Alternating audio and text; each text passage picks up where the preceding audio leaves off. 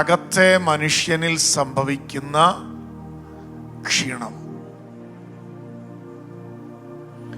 അത് സാഹചര്യങ്ങളുടെ സമ്മർദ്ദമായിരിക്കാം, വ്യക്തികളുടെ പെരുമാറ്റമായിരിക്കും,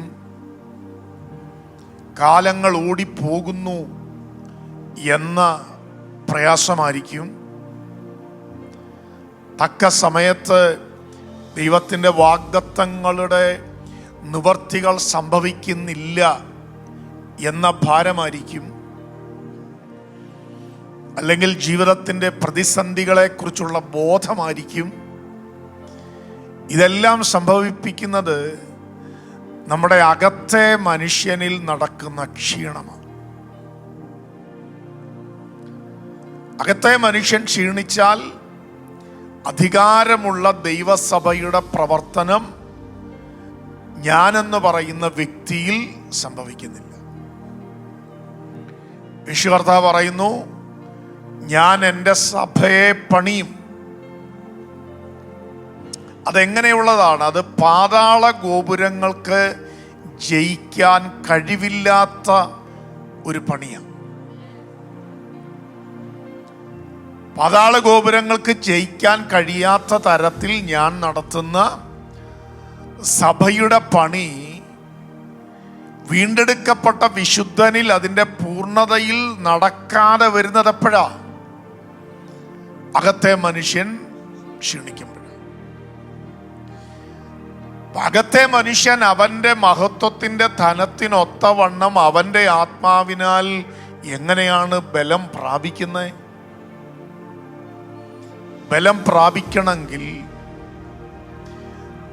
നിരന്തരമായ ക്രമീകൃതമായ വചനധ്യാനം നടക്കണം.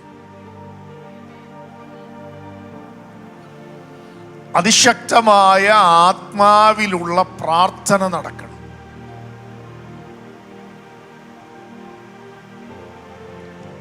ആത്മയുദ്ധം സംഭവിക്കണം. ആണ് നമ്മൾ വായിച്ചത്, എൻ്റെ ഹൃദയത്തിന് ചൂടുപിടിച്ചു, എൻ്റെ ധ്യാനത്തിങ്കൽ തീ കത്തി, ഞാൻ വായെടുത്ത് സംസാരിച്ചു. എൻ്റെ ഹൃദയത്തിന് ചൂട് പിടിക്കണമെങ്കിൽ ഞാനെന്ന് പറയുന്ന വ്യക്തി ധ്യാനത്തിന് വിധേയപ്പെടണം. വചനം ഇങ്ങനെ വായിച്ചു വിടുന്നതല്ല, വചന ധ്യാനത്തിന് ഞാൻ വിധേയപ്പെടണം. അപ്പൊ നമ്മൾ ഈ രക്ഷിക്കപ്പെടുന്നു എന്നതിനേക്കാളും കുറെ കൂടെ നമ്മൾ അധ്വാനിക്കേണ്ടി വരുന്നത്, അത് പൗലോസ് പറയുന്നുണ്ട്, ഏതു മനുഷ്യനെയും ക്രിസ്തുവിൽ തികഞ്ഞവനാക്കി നിർത്തേണ്ടതിന് ഞങ്ങളിൽ ബലത്തോടെ വ്യാപരിക്കുന്ന ദൈവശക്തിക്കൊത്തവണ്ണം ഞങ്ങൾ പോരാടിക്കൊണ്ട് അധ്വാനിക്കുന്നു. അപ്പൊ ഇത് വിശുദ്ധൻ ക്രിസ്തുവിൽ തികഞ്ഞവനാകണമെങ്കിൽ ഒരു ഭയങ്കരമായ ആത്മാവിലുള്ള പോരാട്ടം നടക്കണം. അനേക ദൈവമക്കളിൽ, വിശുദ്ധന്മാരിൽ അങ്ങനെ ഒരു കാര്യം നടക്കുന്നില്ല. ആമേൻ. അപ്പൊ അങ്ങനെ ഒരു കാര്യം നടത്തണമെങ്കിൽ എന്താ സംഭവിക്കേണ്ടത്? വിശുദ്ധൻ യഥാസ്ഥാനപ്പെടണം. അതാ കഴിഞ്ഞ പ്രാവശ്യം നമ്മൾ ധ്യാനിച്ചത്. ആ വിശുദ്ധനെ യഥാസ്ഥാനപ്പെടുത്താനാണ് അപ്പോസ്തലനും പ്രവാചകനും ഇടയനും ഉപദേഷ്ടാവും സുവിശേഷകനും ദൈവസഭയിൽ ശുശ്രൂഷാ സംവിധാനത്തിൽ നിൽക്കുന്നത്. അത് കേവലം അത്ഭുതങ്ങളായി, കുറച്ചടയാളങ്ങളായി, കുറെ വീര്യപ്രവർത്തികളായി, കുറെ സൗഖ്യങ്ങളായി, അതിനെ ചൊല്ലിയുള്ള സാക്ഷ്യങ്ങളായി അത് മാത്രം ഒതുങ്ങിപ്പോകാനുള്ള കാര്യമല്ല. വിശുദ്ധനെ യഥാസ്ഥാനപ്പെടുത്തണം. വീണ്ടെടുക്കപ്പെട്ട വിശുദ്ധനിൽ പ്രവർത്തന നിരതമാകണമെന്ന് സ്വർഗത്തിലെ ദൈവം ആഗ്രഹിക്കുന്ന വിശുദ്ധമായ പദവികളുടെ കൃത്യമായ നിർവഹണം സംഭവിക്കണം. ആമേൻ. അപ്പൊ അത് നടക്കണമെന്നുള്ളത് കൊണ്ടാണ് പൗലോസ് ഒന്നാമത്തെ പ്രാവശ്യം എഫേസോസ് എന്ന് പറഞ്ഞ പട്ടണത്തിൽ കയറുമ്പോൾ കേവലം ലാഘവത്തോടെയുള്ള ഒരു പ്രാർത്ഥനയല്ല പൗലോസ് നടത്തുന്നത്. പൗലോസിന് നിർബന്ധമുണ്ട്, ഈ പട്ടണം ദൈവസന്നിധിയിൽ കീഴടങ്ങണം. പട്ടണം ദൈവസന്നിധിയിൽ കീഴടങ്ങണമെങ്കിൽ പട്ടണത്തിൻ്റെ ജീവിത ശൈലിയുടെ പിന്നിൽ വ്യാപരിക്കുന്ന ദുർശക്തികളുടെ ബലം കിട്ടുപോകണം. പട്ടണത്തിൻ്റെ സംസ്കാരത്തിൻ്റെ പിന്നിൽ ആ സംസ്കാരത്തെ നിയന്ത്രിച്ചുകൊണ്ടിരിക്കുന്ന ശക്തികളുടെ ബലം പ്രാർത്ഥനയിൽ കിട്ടുപോകണം. ആ പട്ടണത്തിലെ ജനത്തെ സത്യമായ ആരാധനയുടെ ശൈലിയിലേക്ക് പ്രവേശിപ്പിക്കാതെ പലവിധമായ ചിന്തകളാൽ സ്വാധീനങ്ങളാലൊക്കെ അവരെ കീഴ്പ്പെടുത്തി വച്ചിരിക്കുന്ന ഇരുട്ടിൻ്റെ സ്വാധീനത്തിൻ്റെ ബലം ഒരു വിശുദ്ധൻ്റെ പ്രാർത്ഥനയിൽ ഉടയണം. അങ്ങനെ പ്രാർത്ഥിക്കുന്ന എത്ര വിശുദ്ധന്മാർ എറണാകുളം പട്ടണത്തിലുണ്ട്? വടക്കിനോട് തരിക എന്നും തെക്കിനോട് ആര് പറയുന്നുണ്ട്? നമ്മളെല്ലാം പ്രാർത്ഥിക്കുന്നത് നമ്മുടെ സ്വന്തം ആവശ്യങ്ങൾക്ക് വേണ്ടിയുള്ള നിരന്തരമായ ആവർത്തനങ്ങൾ നടത്തിയിട്ട് അതിനെ പ്രാർത്ഥനയെന്ന് വിളിച്ചാൽ അതല്ല പ്രാർത്ഥന. ഞാനും എൻ്റെ ആവശ്യങ്ങളും എൻ്റെ സാമ്പത്തികവും എൻ്റെ തലമുറയും എൻ്റെ കുടുംബവും എൻ്റെ ആരോഗ്യവും ഇത്യാദി വിഷയങ്ങൾക്ക് വേണ്ടി ഞാൻ ആവർത്തിച്ച് അത് ചെയ്തു തരണമെന്ന് കർത്താവിനോട് ആവശ്യപ്പെടുന്നതിനെ പ്രാർത്ഥനയെന്ന് വിളിച്ചാൽ വേദപുസ്തകം അതിനെ അല്ല പ്രാർത്ഥനയെന്ന് പഠിപ്പിക്കുന്നത്. പ്രാർത്ഥന എന്ന് പറയുന്നത് ഗൗരവമായ ആത്മയുദ്ധത്തിൻ്റെ ഭാഗമാണ്. ആമേൻ. അപ്പൊ പൗലോസ് ഒന്നാമത്തെ പ്രാവശ്യം എഫേസോസ് എന്ന് പറഞ്ഞ പട്ടണം ഒന്ന് തുറന്നു വരാൻ പ്രാർത്ഥിക്കുമ്പോൾ രണ്ടാമത്തെ പൗലോസിന്റെ പ്രാർത്ഥന എന്താന്ന് നോക്കിയേ. വീണ്ടെടുക്കപ്പെട്ട വിശുദ്ധന്റെ മേൽ ആത്മാവിൻ്റെ പകർച്ചകൾ നടക്കണം. അവൻ്റെ മേൽ ജ്ഞാനത്തിൻ്റെ ആത്മാവ് വ്യാപരിക്കണം. അവൻ്റെ മേൽ വെളിപ്പാടിൻ്റെ ആത്മാവ് വ്യാപരിക്കണം. ഇത് പറഞ്ഞു വിട്ടിട്ട് കാര്യമില്ല. ജ്ഞാനത്തിൻ്റെ ആത്മാവിനെയും വെളിപ്പാടിൻ്റെ ആത്മാവിനെയും ആമേൻ പ്രാപിക്കത്തക്ക തരത്തിൽ വിശുദ്ധൻ ദൈവസന്നിധിയിൽ വീണ്ടും സമർപ്പിക്കപ്പെടണം. അവൻ ചോദിക്കണം, എൻ്റെ മേലത് പകർന്നു തരിക. എന്തു പകർന്നു തരണം? എനിക്ക് ജ്ഞാനത്തിൻ്റെ ആത്മാവിനെ തരണം, എനിക്ക് വെളിപ്പാടിൻ്റെ ആത്മാവിനെ തരണം, എനിക്ക് കാര്യങ്ങൾ അറിയണം. ആമേൻ. എന്നെ എന്തിനാ വിളിച്ചതെന്ന് എനിക്ക് അറിയണം. ആമേൻ. എന്നിൽ വിശുദ്ധനിൽ ദൈവത്തിൻ്റെ അവകാശത്തിൻ്റെ മഹിമാധനം എന്താണ് എന്നെനിക്കറിയണം. അതറിയണമെങ്കിൽ ആരും എന്നെ പഠിപ്പിച്ചു തരുന്ന കാര്യമല്ല, അതെൻ്റെ ഹൃദയദൃഷ്ടി പ്രകാശിക്കുന്നത് വഴി ഞാൻ അറിയുന്ന ഒരു കാര്യമാണ്. എൻ്റെ ഹൃദയദൃഷ്ടി പ്രകാശിക്കണമെങ്കിൽ എൻ്റെ മേൽ പകർച്ച നടക്കണം. അതാണ് പൗലോസ് പറയുന്നത്, ദൈവമേ ഇവരുടെ മേൽ ജ്ഞാനത്തിൻ്റെയും വെളിപ്പാടിൻ്റെയും ആത്മാവിനെ പകർന്നു കൊടുക്കുക. ഇവരുടെ ഹൃദയദൃഷ്ടി പ്രകാശിക്കട്ടെ, ഇവർ കാര്യങ്ങൾ അറിയട്ടെ, എന്തിനാണ് ഇവരെ വിളിച്ചതെന്ന് ഇവർ അറിയട്ടെ, ഇവരിൽ വിശുദ്ധരിൽ ദൈവത്തിൻ്റെ അവകാശത്തിന് മഹിമാധനം എന്താണെന്ന് ഇവർ അറിയട്ടെ.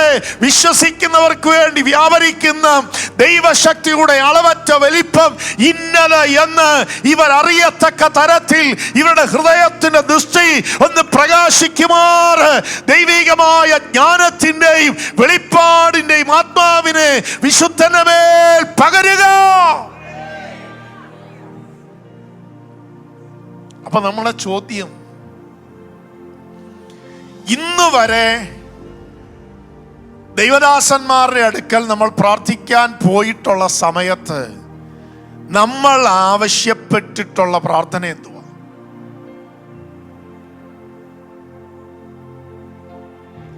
നിങ്ങളൊക്കെ പോയി കാണുമല്ലേ?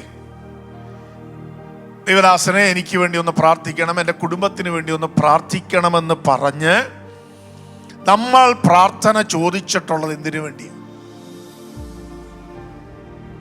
എത്ര പേര് ചോദിച്ചിട്ടുണ്ട്, ഒരു ജ്ഞാനത്തിൻ്റെ വെളിപ്പാടിൻ്റെ ആത്മാവിനെ എൻ്റെ മേലൊന്ന് പകർന്നു കിട്ടിയിട്ട് എൻ്റെ ഹൃദയദൃഷ്ടി ഒന്നുകൂടെ പ്രകാശിക്കുമാറ് എൻ്റെ മേലൊരു പകർച്ച നടക്കാൻ എനിക്ക് വേണ്ടി ഒരു വാക്ക് പ്രാർത്ഥിക്കണം എന്ന് പറയുന്ന ആവശ്യം എത്ര പേര് പറഞ്ഞിട്ടുണ്ട്? അപ്പോൾ നമ്മൾ കേൾക്കുന്ന പ്രാർത്ഥനാ വിഷയങ്ങൾ എന്താണെന്നറിയാം? നമ്മൾ കേൾക്കുന്ന പ്രാർത്ഥനാ വിഷയമെല്ലാം ഈ സ്വന്തം ആവശ്യങ്ങളുമായി ബന്ധപ്പെട്ട് കിടക്കുന്ന പ്രാർത്ഥനാ വിഷയങ്ങളാണ്. മിക്കപ്പോഴും എല്ലാവരും പറയുന്നത് തെറ്റാണെന്ന് ചോദിച്ചാൽ തെറ്റല്ല, എന്നാൽ അതിനേക്കാൾ കുറെ കൂടെ ശരിയാകാം.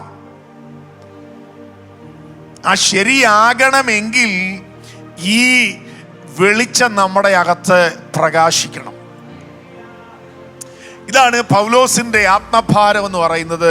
ഇവരുടെ ഹൃദയദൃഷ്ടിയിൽ ഒരു പ്രകാശനം നടക്കണം. അന്നേരം നിങ്ങൾ ശ്രദ്ധിച്ചേ, അർത്തമീസ് എന്ന് പറയുന്ന ഒരു പൈശാചികമായ സ്വാധീന ശക്തിയുടെ ആധിപത്യത്തിൽ കിടന്ന ഒരു ജനത്തെ പ്രാർത്ഥിച്ച് സ്വതന്ത്രമാക്കി അവർ യേശു കർത്താവിനെ രക്ഷിതാവും കർത്താവുമായി സ്വീകരിച്ച് അവരെ വിശുദ്ധനെന്ന് പൗലോസ് അഡ്രസ്സ് ചെയ്യുന്ന സമയത്തും പൗലോസ് പ്രാർത്ഥിക്കുന്നത്, ദൈവമേ ഇതുകൊണ്ട് നിർത്തരുത്, ഇവരുടെ മേലൊരു പകർച്ച നടക്കണം. ഹല്ലേലൂയ. ഇവരുടെ മേലൊരു പകർച്ച നടക്കണം. നമ്മൾ പോലും നമ്മുടെ ചർച്ചിൽ അന്യഭാഷയിലൊന്ന് പ്രാർത്ഥിക്കാമെന്ന് പറഞ്ഞാൽ ഒരു 5 മിനിറ്റ് ആകുന്നതിന് മുൻപേ അത് സ്വിച്ചിട്ട് അവസാനിക്കും. അപ്പൊ മാക്സിമം നമ്മൾ പരിശുദ്ധാത്മാവിലെല്ലാം മറന്ന്, പരിസരം മറന്ന്, അടുത്തിരിക്കുന്ന ആളുകളെ മറന്ന് ആത്മാവിൽ സഞ്ചരിക്കുന്ന എത്ര സമയം നമ്മുടെ സ്വന്തം ജീവിതത്തിലുണ്ടെന്ന് നോക്കി. പുതിയ പുതിയ ഭാഷകൾ, പുതിയ പുതിയ പകർച്ചകൾ, പുതിയ പുതിയ വെളിപ്പാടുകൾ, പുതിയ പുതിയ ദൈവിക ഇടപെടലുകൾക്ക് വിധേയപ്പെടണമെന്ന ദാഹം പോലും നമ്മളിൽ, നിങ്ങളിലെന്നല്ല ഞാൻ പറയുന്നത്, നമ്മളിൽ പലപ്പോഴും അതിൻ്റെ അളവ് വളരെ വളരെ കുറവാണ്. അതുകൊണ്ടാണ് ഇന്ന് രാവിലെ നമ്മൾ ചിന്തിച്ചത്, പൗലോസ് 3 കാര്യങ്ങളെ പറയുന്നത്. കാലസമ്പൂർണതയിൽ നടക്കുന്ന കാര്യങ്ങളെക്കുറിച്ച് വ്യക്തമായ ചിത്രം അദ്ദേഹത്തിന് പരിശുദ്ധാത്മാവ് കൊടുത്തു. ദൈവകൃപ എങ്ങനെയാണ് അവതരിപ്പിക്കപ്പെടുന്നത് എന്ന് പൗലോസിന് മനസ്സിലായി.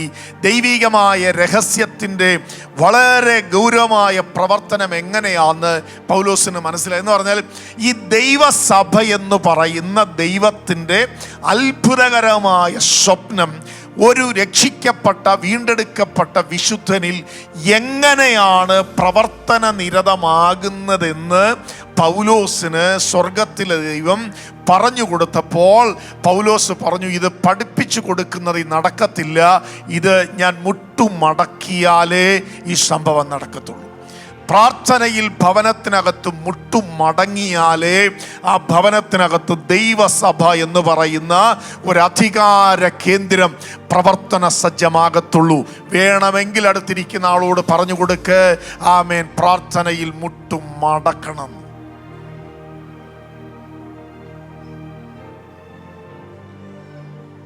നിർബന്ധമില്ല കേട്ടോ, നിങ്ങൾക്ക് ഇഷ്ടമുണ്ടേ അത് പറഞ്ഞാൽ മതി. ഇതൊക്കെ നമ്മുടെ ഒരു ശീലമായി പോയത് കൊണ്ട് പറഞ്ഞു വിടരുത്. പ്രാർത്ഥനയിൽ മുഴങ്കാൽ മടക്കുന്നിടത്തു മാത്രമേ അധികാരമുള്ള ദൈവസഭയുടെ പ്രവർത്തനം നടക്കത്തുള്ളൂ. ഈ കെട്ടിടമല്ല ദൈവസഭ, ഇവിടെ കൂടിയിരിക്കുന്ന കൂട്ടത്തെ അല്ല ദൈവസഭ എന്ന് പറയുന്നത്. ഒരു 2 പാട്ടും പിന്നെ ഒരു പ്രസംഗവും പിന്നെ ഒരു ആശീർവാദവും അടങ്ങുന്ന ഒരു കാര്യമല്ല സഭയെന്ന് വിവക്ഷിക്കപ്പെടുന്നത്.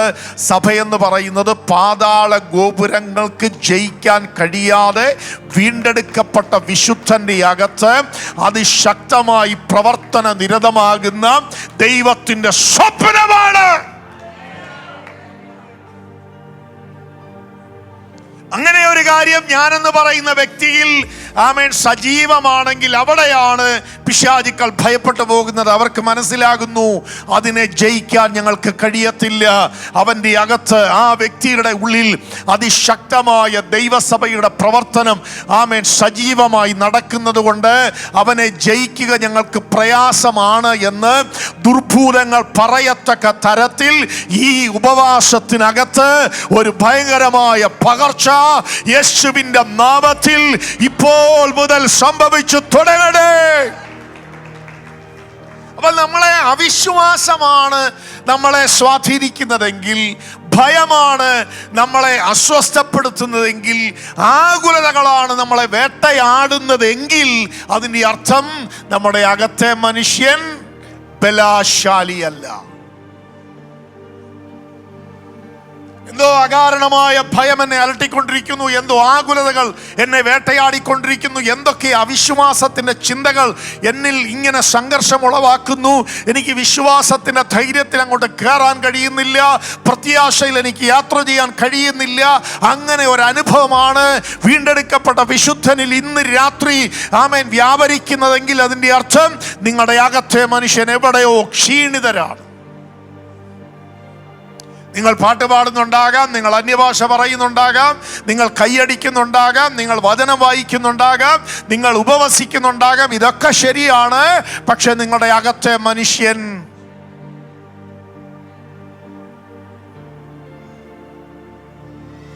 അപ്പൊ അകത്തെ മനുഷ്യൻ ബലത്തോടെ നിൽക്കണോ?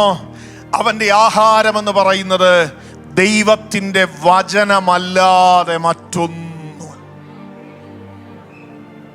അവന്റെ ആരോഗ്യത്തിന്റെ രഹസ്യം എന്ന് പറയുന്നത് ജീവനുള്ള ദൈവത്തിന്റെ വചനമാണ്. അതുകൊണ്ടാണ് കർത്താവ് പറഞ്ഞത്, മനുഷ്യൻ മനുഷ്യൻ മനുഷ്യൻ അപ്പം കൊണ്ട് മാത്രമല്ല, ദൈവത്തിന്റെ വായിൽ നിന്ന് വരുന്ന സകല വചനത്താലും ജീവിക്കുകയാണ്. സാഹചര്യങ്ങൾ പലതും എതിരാണ്, ചുറ്റുപാടുകൾ പലതും എതിരാണ്, പരിതസ്ഥിതികൾ പലതും എതിരാണ്. എന്നാൽ ഇന്ന് രാത്രി നമുക്ക് അനുകൂലമായി നിൽക്കുന്ന ദൈവത്തിൻ്റെ വചനത്തെ ആവോളം ആഹരിച്ച് യഹോവ ഒരു ദോഷവും തട്ടാതെ നിന്നെ പരിപാലിച്ചു കൊള്ളുമെന്ന വചനത്താൽ ഇന്ന് രാത്രി ബലം പ്രാപിച്ചിട്ട് യഹോവ ഒരു ദോഷവും തട്ടാതെ എന്നെ പരിപാലിച്ചു കൊള്ളും.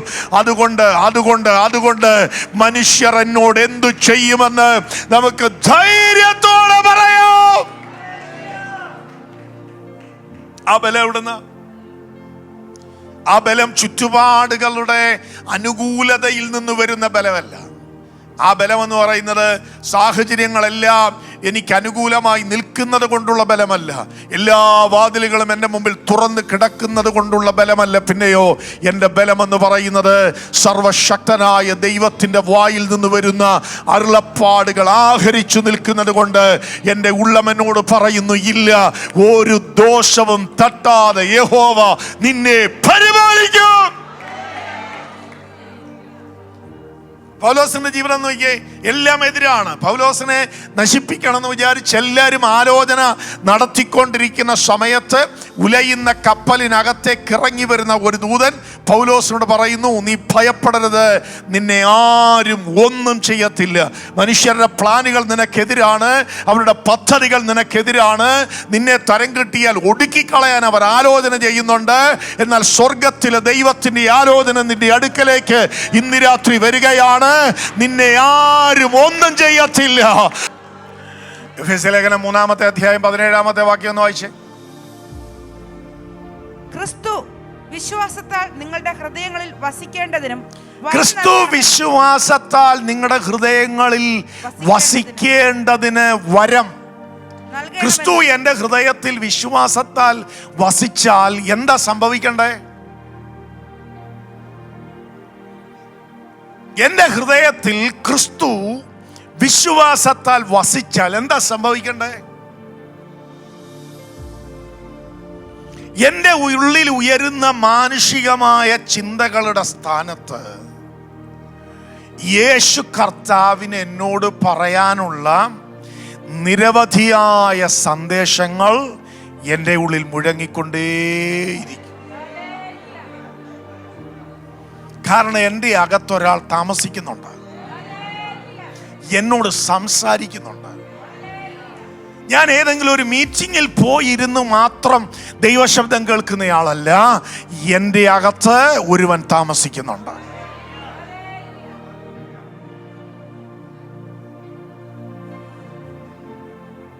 അപ്പൊ അവിശ്വാസത്തിന്റെ ചിന്തകൾ എന്നെ ഒരുപാട് വേട്ടയാടുന്നെങ്കിൽ എന്താ സംഭവം?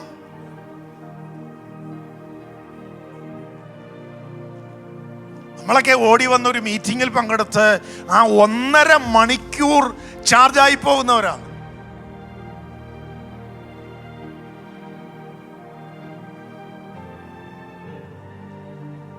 ഞങ്ങൾ ആ മീറ്റിങ്ങിൽ നിന്ന് ദൂത് കേട്ടോണ്ടിരുന്നപ്പോൾ ഞങ്ങൾക്കൊരാശ്വാസമുണ്ട്. അത് കഴിഞ്ഞിട്ട് എന്തേ?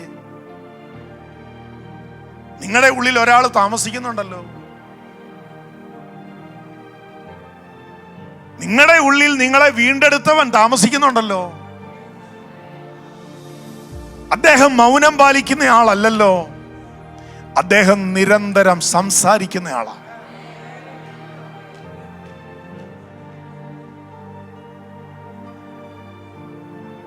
അബ്രഹാമിനോട് സംസാരിച്ചില്ലേ? മോശയോട് സംസാരിച്ചില്ലേ? ഏലിയാവിനോട് സംസാരിച്ചില്ലേ? ഗിദയോനോട് സംസാരിച്ചില്ലേ? സാമുവേലിനോട് സംസാരിച്ചില്ലേ? ദാവീദിനോട് സംസാരിച്ചില്ലേ? പഴയ നിയമ വിശുദ്ധന്മാരോട് എല്ലാവരോടും സംസാരിച്ചില്ലേ? പുതിയ നിയമത്തിലെ ഭക്തന്മാരോട് സംസാരിച്ചില്ലേ? തെരഞ്ഞെടുക്കപ്പെട്ടവരോട് സംസാരിച്ചില്ലേ?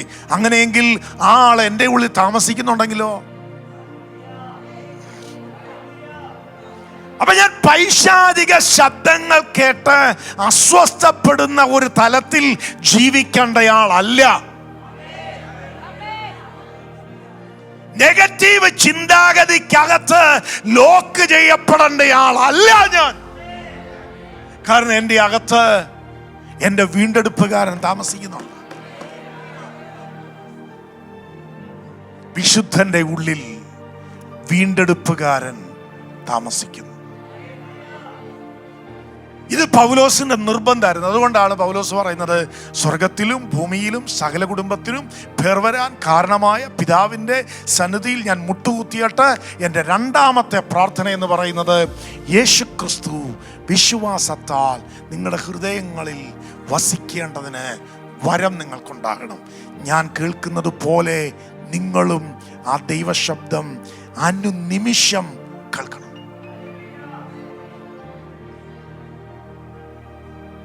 കർത്താവിന് എന്തുവായിരിക്കും നമ്മളോട് പറയാനുള്ളത്? പൗലോസിനോട് പറഞ്ഞതുപോലെയൊക്കെ തന്നെ. ഇത്ര ഭയങ്കരമായ വെളിപ്പാടുകളിൽ കത്തിജ്വലിച്ചു നിൽക്കുന്ന ഒരു പ്രാർത്ഥനാ പോരാളിയോട് ഭയപ്പെടരുത് എന്ന് പറയാൻ വേണ്ടി മാത്രം സ്വർഗം ഒരു ദൂതനെ അയച്ചു. ഒറ്റ വരി പറയാൻ സ്വർഗത്തിൽ നിന്നൊരു ദൂതൻ ഉലയുന്ന കപ്പലിൽ ബാക്കി 275 എണ്ണത്തിന്റെ അടുത്ത് പോയില്ല. 276 ഒരു മുഴങ്കാൽ മടക്കിയിരിക്കുന്ന ഒരു ഭക്തന്റെ അടുക്കൽ ചെന്ന് ദൂത് കൈമാറിയിട്ട് ആ ദൂതൻ മടങ്ങിപ്പോയി. ഭയപ്പെടരുത്. ഇത് പൗലോസിനറിയാം. ഇതുകൊണ്ടാണ് പൗലോസ് പറയുന്നത്, ഞാൻ നിങ്ങൾക്ക് വേണ്ടി മുട്ടുകുത്തുന്നു. എന്താ എൻ്റെ പ്രാർത്ഥന? യേശുക്രിസ്തു വിശ്വാസത്താൽ നിങ്ങളുടെ ഹൃദയങ്ങളിൽ വസിക്കേണ്ടതിന് നിങ്ങൾക്ക് വരമുണ്ടാകും. അടുത്ത വാക്യം ഒന്ന് വായിച്ചേ. നിങ്ങൾ സ്നേഹത്തിൽ വേരൂന്നി അടിസ്ഥാനപ്പെട്ടവരായി വീതിയും നീളവും ഉയരവും ആഴവും എന്തെന്ന് സകല വിശുദ്ധന്മാരോടും കൂടെ ഗ്രഹിപ്പാനും. ദൈവസ്നേഹത്തിന്റെ വീതിയും നീളവും ഉയരവും ആഴവും എന്ത് എന്ന്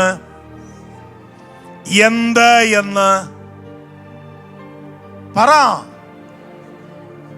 വിശുദ്ധന്മാരോടും കൂടെ എങ്ങനെ ഗ്രഹിക്കും? വിശുദ്ധന്മാരുടെ അതിശക്തമായ കൂട്ടായ്മ ബന്ധത്തിലൂടെ മാത്രമേ ഞാനത് ഗ്രഹിക്കൂ.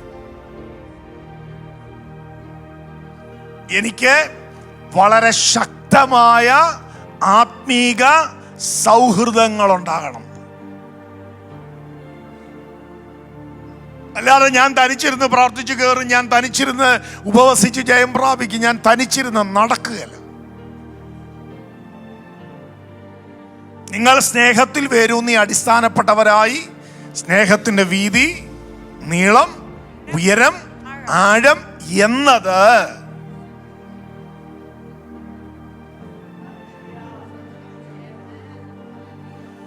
ദൈവസ്നേഹത്തിന്റെ വീതി സാംബാസുമായിട്ടുള്ള എൻ്റെ കൂട്ടായ്മയിലൂടെ ഞാൻ അറിയുന്നേ,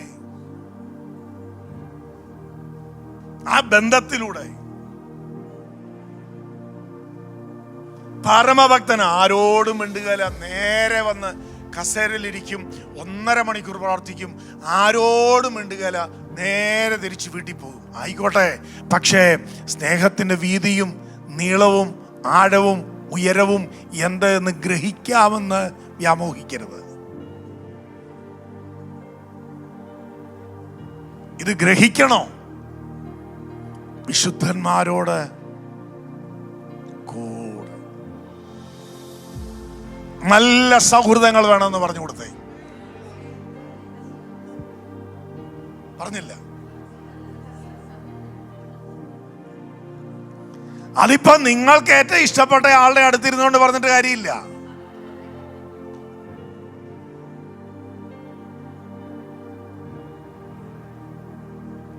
നമുക്ക് ഏറ്റവും ഇഷ്ടപ്പെട്ട ആള്, നമുക്ക് ഇഷ്ടമുള്ള മണം, അയാളുടെ അടുത്തിരുന്നുകൊണ്ട് നമ്മൾ തമ്മിൽ ഭയങ്കര അതല്ല.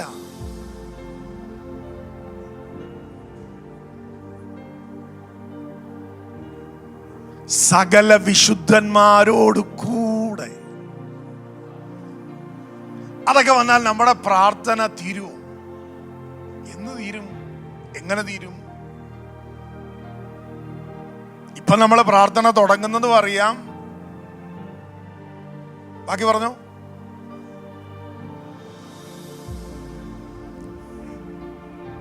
തുടങ്ങിയത് നിങ്ങൾക്കറിയാം അല്ലേ? നിന്നതെപ്പോഴാണ് നിങ്ങൾ അറിഞ്ഞോ?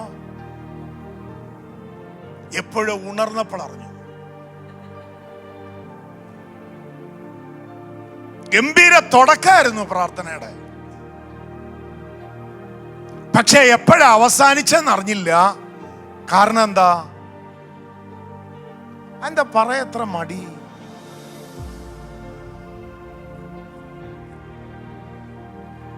അപ്പൊ അങ്ങനെ ഉറങ്ങുന്നെങ്കിൽ അതിന്റെ അർത്ഥം എന്താണെന്നറിയാം? പ്രാർത്ഥനയെ വിശുദ്ധൻ ആസ്വദിക്കുന്നില്ല.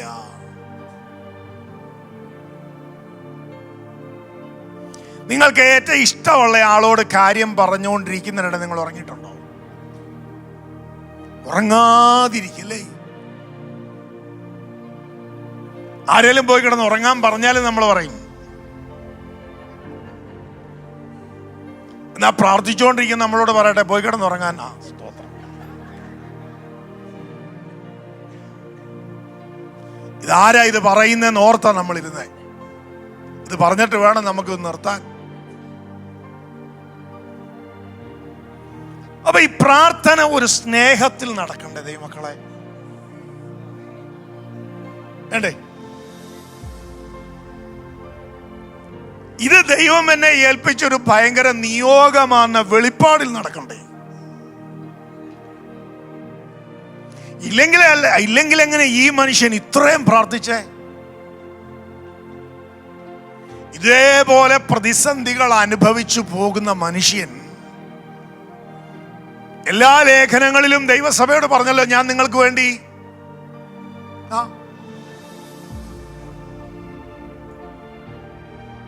അപ്പൊ ഇത്രയും പ്രാർത്ഥന എങ്ങനെ നടന്നേ?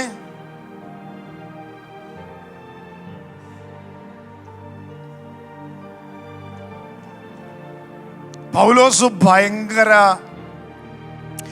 ആത്മീകമായ ബന്ധങ്ങളിൽ ലോക്കായി കിടന്ന മനുഷ്യനാണ്.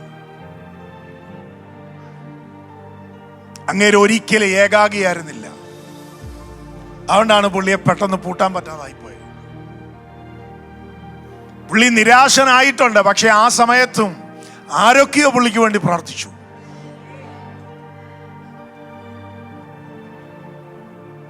പുള്ളി കണ്ണുനീരോടെ ഇരുന്ന സമയങ്ങളുണ്ട്. ആയിക്കോട്ടെ, പക്ഷേ ആരൊക്കെയോ അന്നേരം ആത്മമണ്ഡലത്തിൽ അയാളുടെ പേര് പറഞ്ഞുകൊണ്ടേയിരുന്നു. പിശാചിന് മനസ്സിലായി ഇവൻ പ്രാർത്ഥിച്ചില്ലെങ്കിൽ പോലും ഇവന്റെ പേരിലുള്ള പ്രാർത്ഥനകൾ അവസാനിക്കുന്നില്ല. ഓ ഹല്ലേലൂയ! ഇവൻ 2 ദിവസം പ്രാർത്ഥിക്കാൻ കഴിയാതെ വന്നതുകൊണ്ട് ഇവനെ പൂട്ടാൻ പറ്റിയിട്ടില്ല. കാരണം അവൻ പ്രാർത്ഥിച്ചില്ലെങ്കിലും അവന് വേണ്ടി പ്രാർത്ഥനയിൽ പോരാടുന്ന ഏതൊക്കെയോ വിശുദ്ധന്മാർ ആ കാലഘട്ടത്തിൽ ഉണ്ടായിരുന്നു. ദൈവമക്കളെ, ഇതുപോലെ പ്രാർത്ഥനയുടെ ചെങ്ങലയിൽ ഇന്ന് രാത്രി ദൈവത്തിന്റെ മക്കൾ ലോക്കാകട്ടെ. നമ്മൾ നമ്മുടെ പോലുമുള്ള പ്രാർത്ഥനാ വിഷയങ്ങൾ തൃപ്തി വരുമാറ് പോരാടി എന്ന് ചിന്തിക്കാൻ പോലും കഴിയാത്ത സംഘർഷങ്ങളിലൂടെ പോകുമ്പോൾ എല്ലാ വിശുദ്ധന്മാരെയും ഒന്ന് ഹൃദയത്തിൽ വഹിച്ച് ഈ പട്ടണത്തിനു വേണ്ടി ഒന്ന് പോരാടി ഇതിൻ്റെ ഗൗരവമായ വെളിപ്പാടുകളൊന്ന് ഏറ്റെടുത്ത് ഒക്കെ നിൽക്കുക എന്ന് പറയുന്നത് എളുപ്പമാണെന്ന് തോന്നുന്നുണ്ടോ?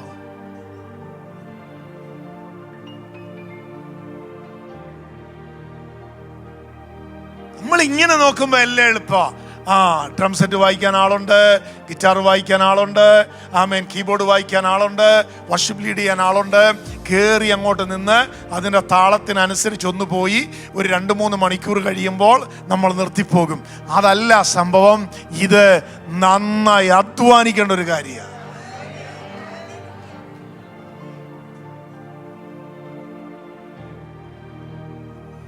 അപ്പൊ ഇന്ന് രാത്രി ഞാൻ ഈ ദൂത് നിർത്തുമ്പോൾ ചോദിക്കട്ടെ, ഈ ദിവസങ്ങളിൽ നിന്ന് മെനക്കെടാൻ ഏൽപ്പിക്കാൻ എത്ര പേരുണ്ട്? കണ്ടോ, ആ കൈക്കൊക്കെ എന്ത് ഭാരം നോക്കി ഒന്ന് പൊങ്ങി വരാൻ.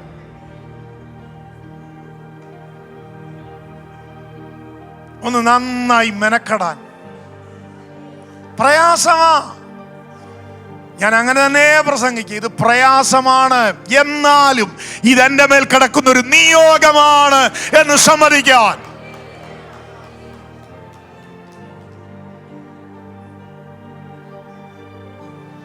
പൗലോസ് പറഞ്ഞു, ഞങ്ങളിൽ ബലത്തോടെ വ്യാപരിക്കുന്ന ദൈവശക്തിക്ക് ഒത്തവണ്ണം പോരാടിക്കൊണ്ട് ഞങ്ങൾ അധ്വാനിക്കും.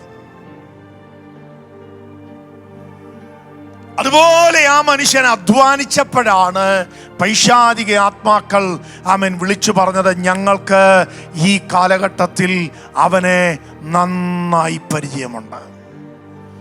അവനൊരു അസാധാരണക്കാരനായ പ്രാർത്ഥനാ മനുഷ്യനാണെന്നും അവന് അപകടകാരിയായ ഒരു അഭിഷിക്തനാണെന്നും അവനൊരു അസാധാരണത്വമുള്ള വെളിപ്പാടുള്ളവനാണെന്നും അവനൊരു പോരാട്ട വീര്യമുള്ള ഒരു പ്രാർത്ഥനാ പടയാളിയാണെന്നും ഞങ്ങൾ സമ്മതിക്കുന്നെന്ന് ദുർഭൂരങ്ങൾ വിളിച്ചു പറഞ്ഞു. ആമേൻ. മറ്റേന്ത് എളുപ്പല്ലേ? ഞങ്ങളെപ്പോലുള്ള ഉപദേശിമാർ പ്രസംഗിക്കാൻ കയറുന്നു, 1 മണിക്കൂർ ഇടയ്ക്കിടയ്ക്ക് ഒരു ഹല്ലേലൂയ പറയിക്കുന്നു, ഒന്ന് പ്രാർത്ഥിപ്പിക്കുന്നു, വിടുതൽ ഇന്ന് നടക്കും നിശ്ചയം എന്ന് പറയുന്നു. ഇതെല്ലാം നമ്മൾ കേട്ട് വിശ്വസിക്കുന്നു. വർഷങ്ങൾ കഴിയുന്നു, നമ്മൾക്ക് മനസ്സിലായി ഇതിനകത്തൊന്നും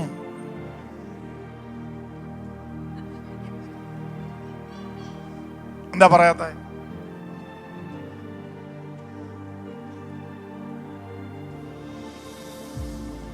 ഞാൻ സത്യമായിട്ട് ചോദിക്കട്ടെ, ഞങ്ങളെ പോലുള്ള ഏതെങ്കിലും ഉപദേശിയെ മറുപടി പറയണ്ട, ബുദ്ധിമുട്ടണ്ട, ഒന്ന് വിശ്വസിക്കാൻ നിങ്ങൾക്ക് കഴിയുന്നുണ്ട്? പറയല്ലേ? തലേ ഷാളിട്ടുകൊണ്ട് കള്ളം പറയണ്ട.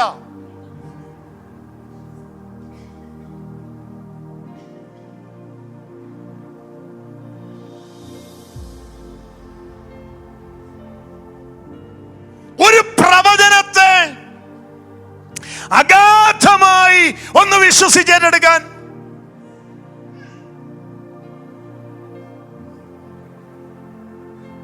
ഒരു ദൂതിനെ സന്തോഷത്തോടെ ഒന്ന് സ്വീകരിക്കാൻ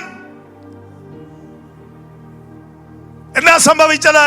വിശ്വാസത്തിന്റെ ആരോഗ്യം എവിടെയോ ചോർത്തിക്കളഞ്ഞു.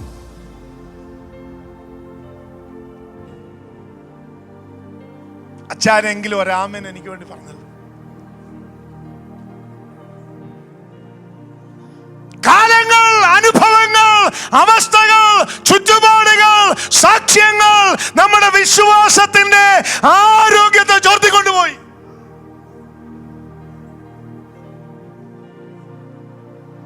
പിന്നെ നമ്മൾ മാന്യരായി ജീവിക്കാൻ ആഗ്രഹിക്കുന്നത് കൊണ്ട് ഇരുട്ടത്ത് കിട്ടിയ അടി വെട്ടത്ത് നമ്മൾ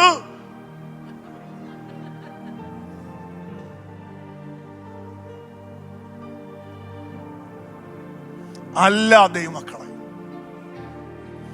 അല്ല ദൈവമക്കളെ, നമ്മുടെ ദൈവം ഭോഷ്ക് പറയത്തില്ല.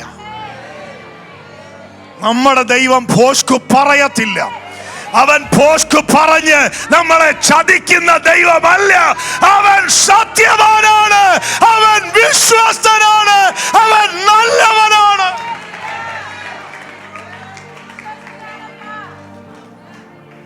ഇതിന്റെ തകരാറുകൾ സംഭവിച്ചത് എന്നോട് ദൂത് പറഞ്ഞ പ്രവാചകന്മാർക്കല്ല. ഇതിന്റെ തകരാറുകൾ സംഭവിച്ചത് ഈ ആത്മീക ലോകത്തിനല്ല. ഇതിന്റെ തകരാറ് സംഭവിച്ചത് എന്റെ കൃത്യതയില്ലായ്മയിലാണ്.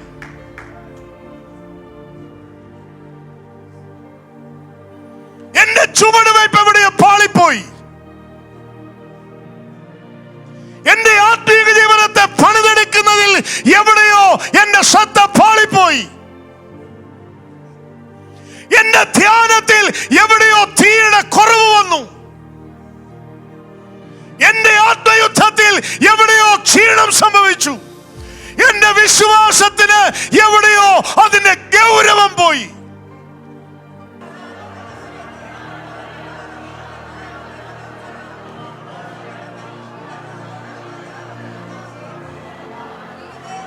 എല്ലാ കുടിയിരിപ്പുകളും യേശുവിന്റെ നാമത്തിൽ ഇളകട്ടെ. വിശുദ്ധന്മാരുടെ അവകാശത്തിനെതിരെ നിൽക്കുന്ന പൈശാചിക ദുഃഖങ്ങൾ യേശുവിന്റെ നാമത്തിൽ ഇപ്പോൾ പൊടടെ പൊടടെ പൊടടെ.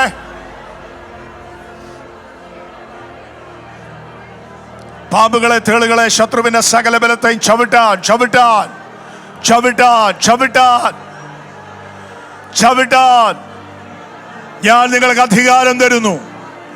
ഇവയൊന്നും ഒരു നാളും നിങ്ങൾക്കൊരു ദോഷവും ചെയ്യുകയില്ല എന്ന വിശുദ്ധ വചനം ചൊല്ലി ഇന്ന് രാത്രി വീണ്ടെടുക്കപ്പെട്ട വിശുദ്ധന്മാർ ഞങ്ങൾ ജയമെടുക്കുകയാണ്. ഇന്ന് രാത്രി ഞങ്ങളുടെ ഭവനങ്ങൾക്കകത്തെ യഹോവ നിസി എന്ന കൊടി വിശ്വാസത്തിൽ ഞങ്ങൾ ഉയർത്തുകയാണ്. അറുക്കപ്പെട്ട കുഞ്ഞാടായ യേശു ക്രിസ്തുവിന്റെ രക്തം ഞങ്ങളുടെ ഭവനങ്ങളിൽ ഞങ്ങൾ വിശ്വാസത്തിൽ ഇന്ന് രാത്രി തളിക്കുകയാണ്.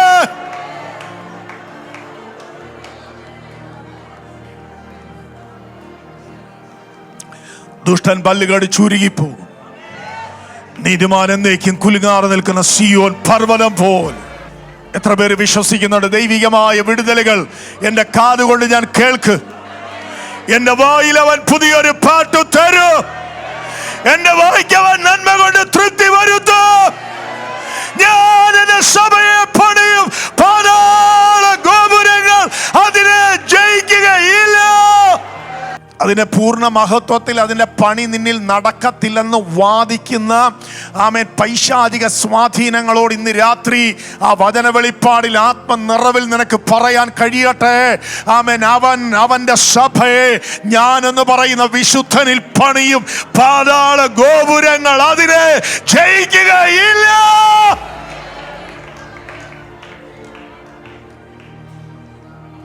അപ്പൊ അതിശക്തമായ ആത്മീകമായ ബന്ധങ്ങളിൽ ഈ ദിവസങ്ങളിൽ നമ്മൾ ഉത്സാഹത്തോടെ കണക്റ്റ് ആവണം, പ്രാർത്ഥിക്കണം. അതാ പൗലോസ് എഫേസ്യ ലേഖനം അവസാനിപ്പിക്കുമ്പോൾ പൗലോസ് പറയുന്നത് ആമേൻ സകല വിശുദ്ധന്മാർക്കും എനിക്കും വേണ്ടി പ്രാർത്ഥനയിൽ പൂർണ്ണ സ്ഥിരത കാണിപ്പിൻ. ആണോ? സകല വിശുദ്ധന്മാർക്ക്.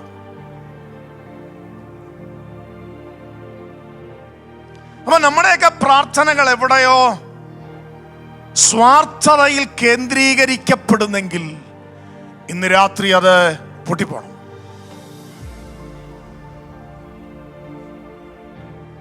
ആമേൻ.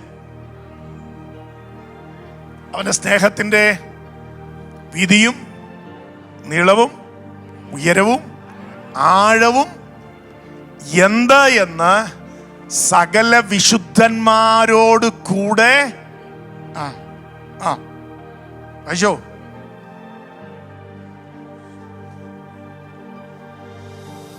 നിങ്ങൾ സ്നേഹത്തിൽ വേരൂന്നി അടിസ്ഥാനപ്പെട്ടവരായി വീതിയും നീളവും ഉയരവും ആഴവും എന്തെന്ന് സകല വിശുദ്ധന്മാരോടും കൂടെ ഗ്രഹിപ്പാനും പരിജ്ഞാനത്തെ കവിയുന്ന ക്രിസ്തുവിൻ സ്നേഹത്തെ അറിവാനും പ്രാപ്തരാകുകയും.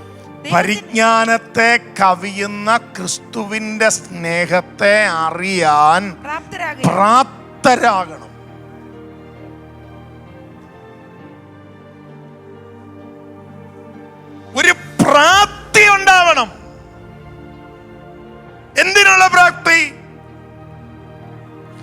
പരിജ്ഞാനത്തെ കവിയുന്ന ക്രിസ്തുവിന്റെ സ്നേഹത്തെ അറിയാനുള്ള പ്രാപ്തി എനിക്കുണ്ടാവണം.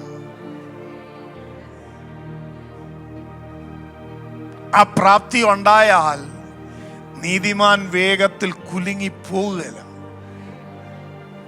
ഇപ്പൊ നമുക്ക് സംഭവിക്കുന്നത്, നമ്മൾ വേഗത്തിൽ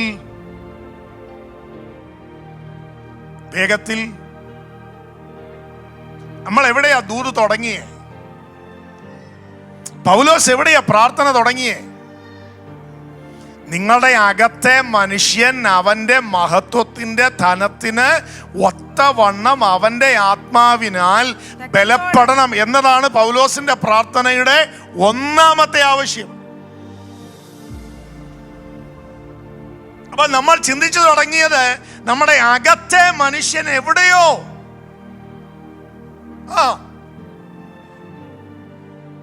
അതിനെയാണ് ഇന്ന് രാത്രി പരിഹരിക്കേണ്ടത്.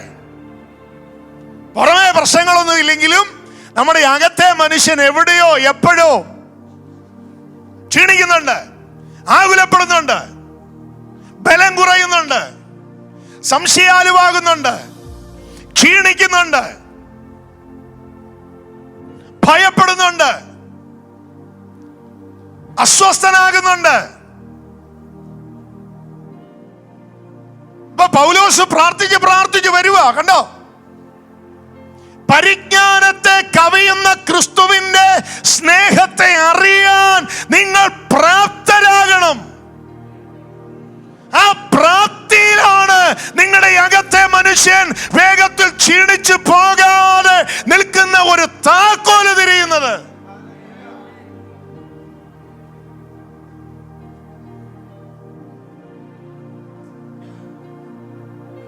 റോമാലേഖനത്തിൽ പൗലോസ് പറയുന്ന ഓർക്കുന്നുണ്ടോ? ഉയരത്തിനോ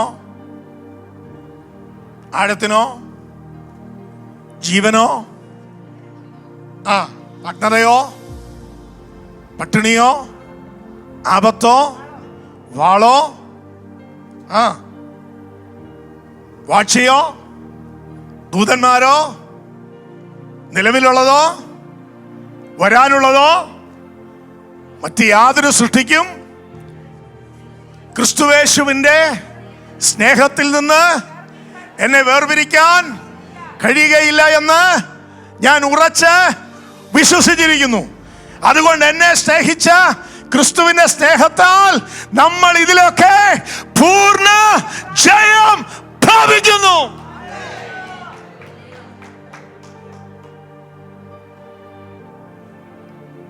അതിന്റെ ആധാരം എന്താ പൗലോസേ? നിങ്ങൾ ഈ പൂർണ്ണ ജയം പ്രാപിക്കുന്നതിന്റെ ആധാരം എന്താ? നിങ്ങളുടെ പ്രാർത്ഥനയോ, നിങ്ങളുടെ വിശ്വാസമോ, നിങ്ങളുടെ വിശുദ്ധിയോ, നിങ്ങളുടെ വെളിപ്പാടോ? ഇതൊന്നും പൗലോസ് അവിടെ പറഞ്ഞില്ല.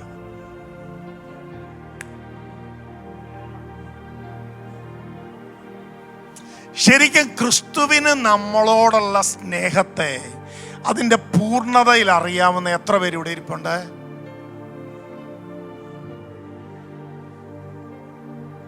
അവരൊന്ന് കരവുയർത്തി. ക്രിസ്തുവിന് എന്നോടുള്ള സ്നേഹത്തെ അതിൻ്റെ പൂർണ്ണതയിൽ എനിക്കറിയാമെന്നുള്ളവരൊന്ന് കരവുയർത്തി. എനിക്കറിയത്തില്ല, എനിക്ക് കുറച്ചൊക്കെ അറിയാം.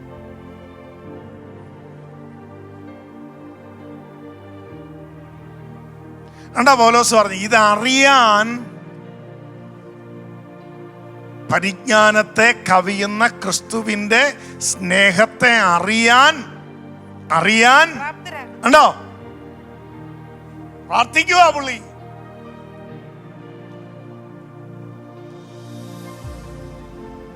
എന്നാൽ അതേ സമയം പൗലോസിന്റെ പ്രസംഗ ശൈലി, പ്രസംഗ രീതി എന്താ? യേശു ക്രിസ്തുവിനെ ക്രൂശിക്കപ്പെട്ടവനായി നിങ്ങൾക്ക് വരച്ച് കിട്ടിയിരിക്കെ. അപ്പൊ അത്ര മഹത്തരമായി കാര്യങ്ങളെ അവതരിപ്പിക്കാനുള്ള കൃപയുള്ള മനുഷ്യൻ ഇവിടെ ഇരുന്നുകൊണ്ട് പറയുക, ഞാനിപ്പോഴും നിങ്ങൾക്ക് വേണ്ടി മുട്ടുകുത്തുക. ആ സ്നേഹത്തെ അറിയാൻ നിങ്ങൾക്കൊരു പ്രാപ്തി ദൈവത്തിങ്കൽ നിന്ന് വരണം.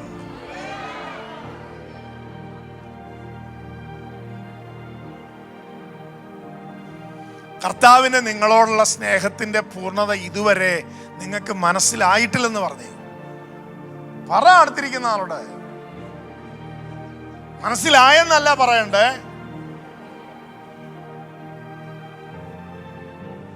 എന്താ പറഞ്ഞേ?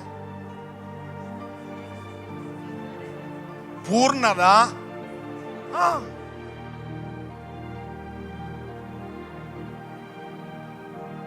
അവിടെ പൗലോസ് പറഞ്ഞുണ്ട്, ഒന്ന് സാഹചര്യങ്ങൾ, രണ്ട് ശക്തികൾ.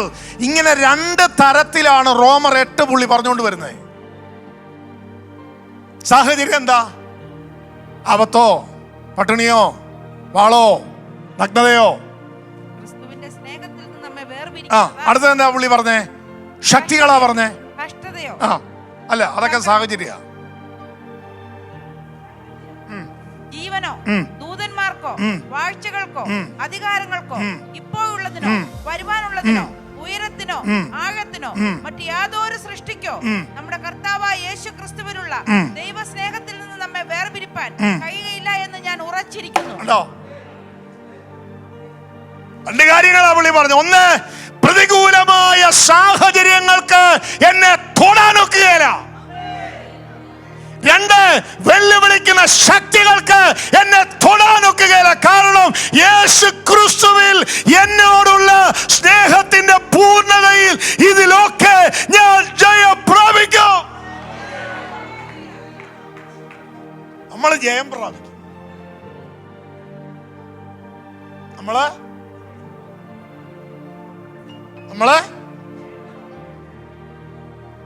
ആ ജയം പ്രാപിക്കുന്ന പറയാനുള്ള ആ തൻ്റെ ഇടം പോലും ഇപ്പൊ നമുക്കില്ല. നമ്മള് എന്തുകൊണ്ട് ജയം പ്രാപിക്കും? ക്രിസ്തുവിന് നമ്മളോടുള്ള സ്നേഹം നിമിത്തം നമ്മൾ ജയം പ്രാപിക്കും. ഇന്ന് രാത്രി പൈശാചിക തലങ്ങളോട് നിങ്ങൾക്ക് പറയാവോ? ആമേൻ. നടക്കത്തില്ല പിശാച്. യേശു ക്രിസ്തുവിന് എന്നോടുള്ള സ്നേഹ നിമിത്തം ഞാൻ ഇതിലൊക്കെ പരിപൂർണ ജയം പ്രാപിക്കും. അവിടെ പൗലോസ് അദ്ദേഹത്തിന്റെ പ്രാർത്ഥനയോ, അദ്ദേഹത്തിന്റെ സമർപ്പണമോ, അദ്ദേഹത്തിന്റെ വിശ്വസ്തതയോ, വെളിപ്പാടോ ഇതൊന്നും പൗലോസ് കൊണ്ടുവന്നില്ല.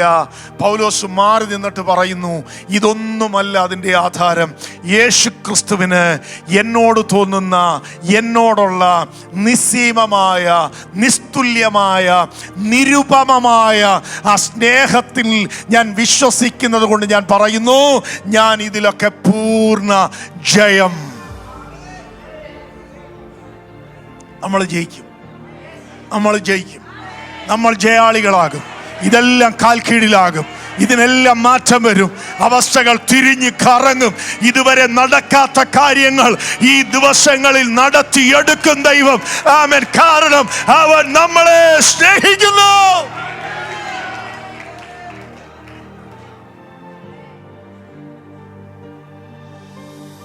ഇന്ന് പോകുന്നതിനകം ആ സ്നേഹത്തിന്റെ വെളിപ്പാടിൽ ഇവിടെ ഇരുന്നോണ്ട് നിങ്ങൾ പറയണം, പാണി നോക്കാൻ പിശാചിനോട്, ആഭിചാര ശക്തികളോട് പറയണം നടക്കത്തില്ലെന്ന്. നിങ്ങൾക്കെതിരെയുള്ള മന്ത്രവാദ ശക്തികളോട് ഇന്ന് രാത്രി പറയണം നടക്കത്തില്ലെന്ന്. ഈ പട്ടണത്തിൽ വ്യാപരിക്കുന്ന ദുർഭൂത ശക്തികൾ നിങ്ങളെ ഉന്നം വെച്ച് നിൽക്കുന്നതിനോട് ഇന്ന് രാത്രി അധികാരത്തോടെ നിങ്ങൾ പറയണം നടക്കത്തില്ല.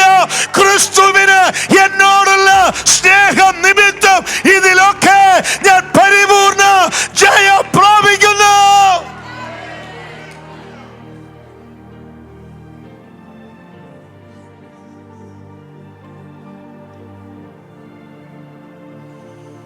ആത്മയുദ്ധം ചെയ്യുമോ? തിരിച്ചടി ഉണ്ടാകുമോ? നമ്മൾ തോറ്റുപോകുമോ? ജാതികൾ നിന്നെ നോക്കി യഹോവയാൽ അനുഗ്രഹിക്കപ്പെട്ട സന്തതി എന്ന് വിളിക്കുമെന്ന വിശുദ്ധ വചനം ചൊല്ലി ഇന്ന് രാത്രി സഭയെ ഞങ്ങൾ അനുഗ്രഹിക്കുകയാണ്. ജാതികൾ ഞങ്ങളെ നോക്കി വിളിച്ചു പറയട്ടെ, യഹോവയാൽ അനുഗ്രഹിക്കപ്പെട്ട സന്തതി.